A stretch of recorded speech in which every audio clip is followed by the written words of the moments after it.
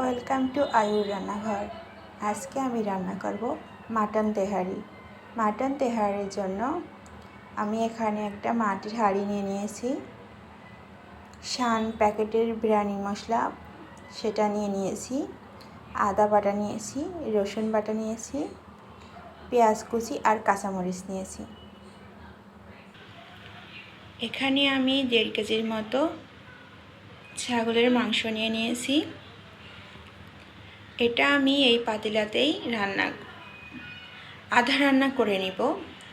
আমি এটা সরাসরি এখনই মাটির হাঁড়িতে দিব না, এটা এখন আমি এতেই রান্না করে নিব। এটা আমি সরাসরি মাটির হাঁড়িতে দিলে পরে মাটির হাঁড়িটা, যেহেতু এটা গ্যাস স্টোভ, সেহেতু এটা ফেটে যাওয়ার সম্ভাবনা থাকতে পারে।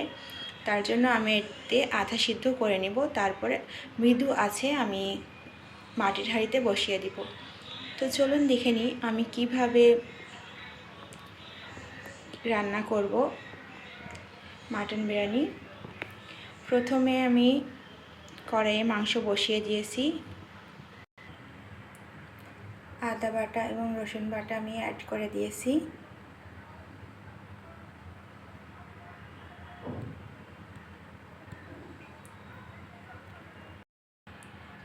এরপর আমি অ্যাড করে দিব কাঁচামরিচ আর পেঁয়াজ কুচিটা।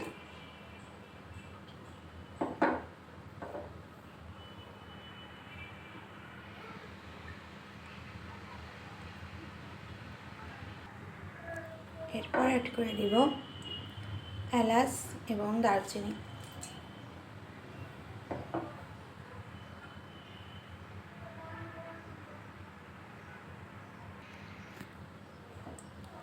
লবণ দিলাম স্বাদ মতো।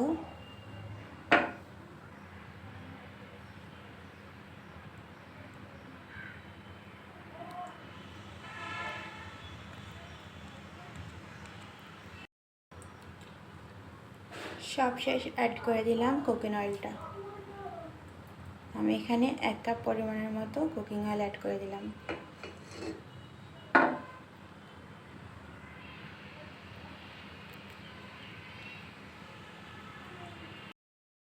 মাংসটা আমি মৃদু আছে বসিয়ে দিলাম।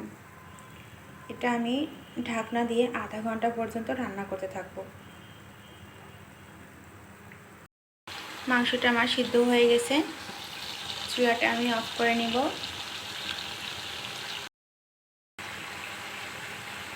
মাংসটা হয়ে গেছে, আধা ঘন্টা পরে ফিরে আসলাম। মাংসটা সিদ্ধ হয়ে গেছে, পানিটাও শুকিয়ে গেছে। চুলাটা আমি এখন অফ করে দিব। এরপর আমি পোলার চালটা ভেজে নিব। চুলার উপরে আমি একটা রাইস কুকারের পট বসিয়ে দিয়েছি,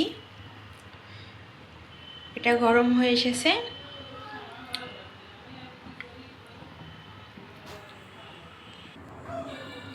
রাইস কুকারের পটটা গরম হয়ে গেছে, আমি এখানে 1 কাপের মতো কুকিং অয়েল অ্যাড করে দিলাম।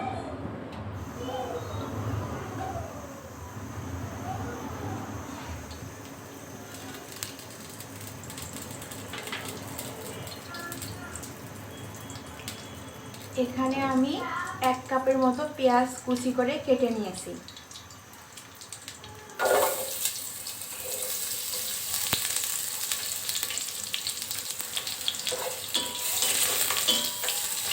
পেঁয়াজটা 4-5 মিনিট ভেজে নেব।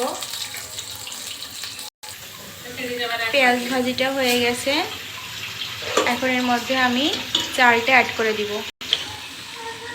চালটা আমি অ্যাড করে দিয়েছি। এখন এটা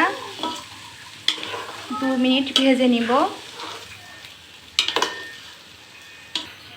2 মিনিট চালটা ভেজে নিয়েছি। 2 মিনিট চালটা আমার ভাজা হয়ে গেছে। এখন আমি এর মধ্যে বিরিয়ানির মশলাটা অ্যাড করে দিলাম।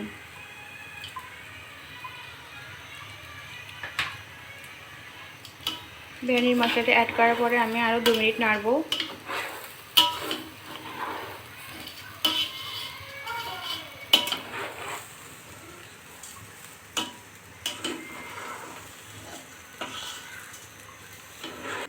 চালটা আমি ভেজে নিয়েছি, এখন আমি এর মধ্যে মাংসগুলো অ্যাড করে দিব। মাংসগুলো অ্যাড করে দিয়েছি। এখন এটা আমি নেড়ে পানি দিয়ে দিব। আর এটা আমি 80% মাংস এবং ভাতটা সিদ্ধ করে নেব রাইস কুকারে। আমি এতে পানি দিয়ে দিয়েছি। এখন আমি এটা সিদ্ধ করে নেব। আমি এখানে বিরিয়ানিটা 80%-এর মধ্যে সিদ্ধ করে নিয়েছি। এখন আমি এটা হাঁড়িতে তুলে দেব।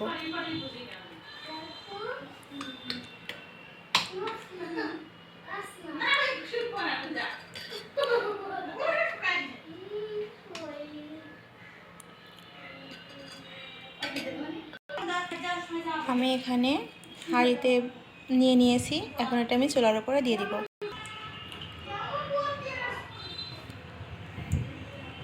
আমি এটা চুলার উপরে দিয়ে দিয়েছি।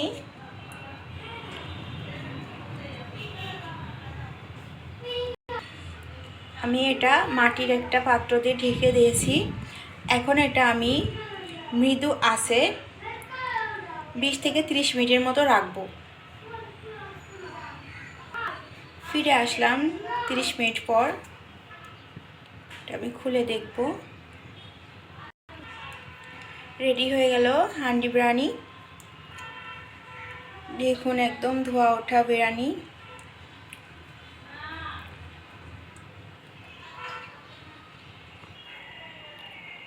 নামিয়ে নিয়েছি হান্ডি বিরিয়ানি। এটা খেতে খুবই সুস্বাদু হয়েছে। এর আগেও আমি ট্রাই করে দেখেছি, খুবই ভালো লেগেছে আমার কাছে।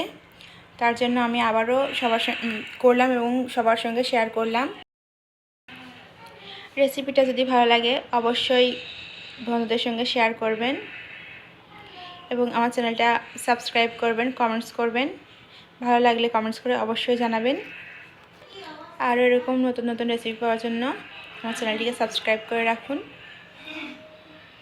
পাশে থাকা বেল আইকনটি প্রেস করে রাখুন যেন সবার আগে নতুন ভিডিও আপনার কাছে পৌঁছে যায়। আজ এ পর্যন্তই। সবাই ভালো থাকুন, সুস্থ থাকুন। আল্লাহ হাফেজ।